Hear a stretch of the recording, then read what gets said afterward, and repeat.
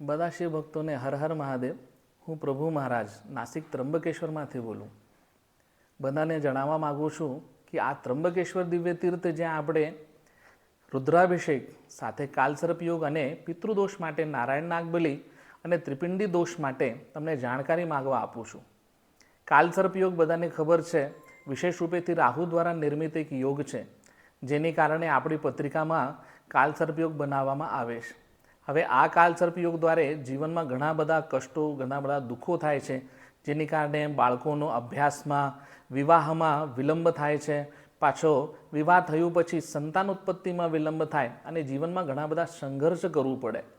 તો આ કાલસર્પ યોગની પૂજા આપણી આ ત્રંબકેશ્વર દિવ્ય તીર્થમાં થાય।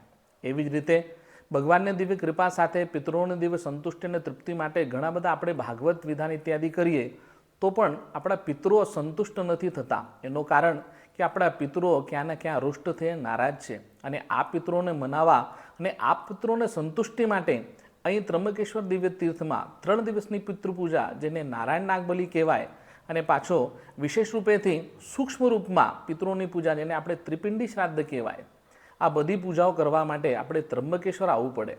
તો બધા ભક્તોને સ્વાગત છે ત્રંબકેશ્વર દિવ્ય તીર્થમાં। અહીં અમારું દિવ્ય આશ્રમ જે કલ્યાણ ભવન છે, આ કલ્યાણ ભવનમાં રહેવાની અને પૂજાની બધી વ્યવસ્થા જે આપણા ભક્તો માટે કરવામાં આવી છે। તો અહીં પ્રભુ મહારાજ હું તમે બધાના સ્વાગત કરું છું કે જેને જે રીતે આવશ્યકતા હોય, જેની અંતર્ગત કાલસર્પ દોષની પૂજા, નારાયણ નાગબલી અને ત્રિપિંડી દોષની પૂજા માટે અહીં બધી વ્યવસ્થાઓ વિરાજમાન છીએ।